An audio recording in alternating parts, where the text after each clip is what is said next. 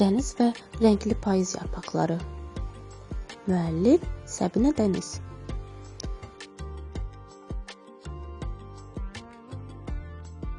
Bir gün Dəniz həyətdə gəzirdi. Ağacların yarpaqları onun diqqətini çəkdi.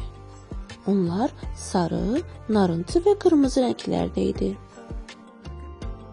Dəniz dedi: "Vay, necə gözəl rənglərdir. Onlarla oynamaq istəyirəm." O torpaqdakı yarpaqları topladı və havaya atdı.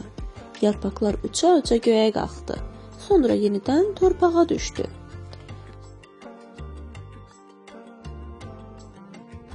Dəniz hop-hop edib yarpaqların üzərinə addım atdı və gülərək dedi: "Ha ha ha, mən rəngli xəzlərdə oynayıram." Birdən kiçik bir yarpaq ona pıçıldadı: "Dəniz, uşaqları topla, birlikdə oynayaq. Rəngli dostlarımız çox xoşbəxt olacaq." Dəniz uşaqları səslədi. Onlar birlikdə oynamağa başladılar və yarpaqlar yenidən rəqs edirmiş kimi göyə qalxdılar. Dəniz: Baxın, rəngli yarpaqlar necə oynayır." O gün Dəniz öyrəndi ki, təbiət ilə oynamaq, bitkilərə toxunmaq çox əyləncəli və xoşagələndir. Rəngləri sevmək və paylaşmaq ürəyi xoşbəxt edir.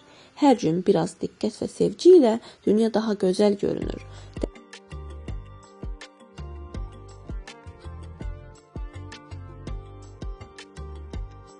Dəniz evə qaydanda dedi: "Payız nə qədər gözəl fəsildir.